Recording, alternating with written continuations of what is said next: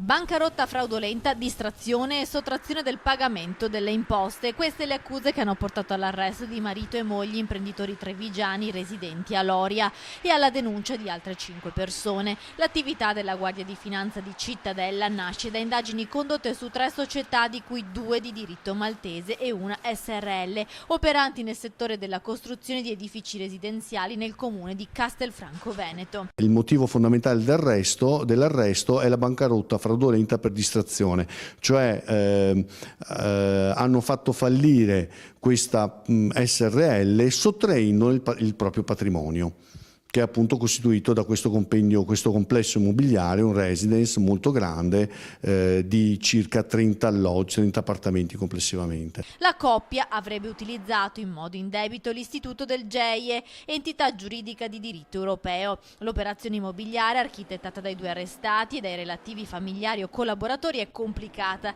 Gli indagati infatti avevano ceduto solo formalmente i beni ai 2 GEIE di Malta e a una SRL veneta, mentre in realtà continuavano ad averne la gestione diretta del patrimonio immobiliare e anche dei relativi proventi. Avevano ceduto l'intero compendio di proprietà di una SRL a un gruppo europeo di interesse economico che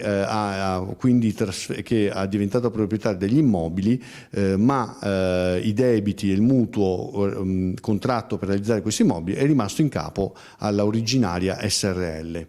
Nei giorni scorsi sono scattate le perquisizioni che hanno coinvolto tutto il Veneto: sequestrato una villa ad Abano Terme, perquisito un'abitazione di un altro indagato a Campo San Martino nel Padovano. I finanzieri sono arrivati anche a Castello di Godego, Mirano e nel Veronese. Le indagini, coordinate dalla Procura della Repubblica di Padova, hanno consentito di sequestrare 22 immobili del valore complessivo di circa 3 milioni di euro, facenti parte di un complesso immobiliare di Castelfranco Veneto, e altri 6 immobili a garanzia dei debiti erariali per oltre 600.000 euro. Nel corso delle perquisizioni sono stati rinvenuti e sottoposti sotto sequestro anche 12.000 euro in contanti e un Rolex.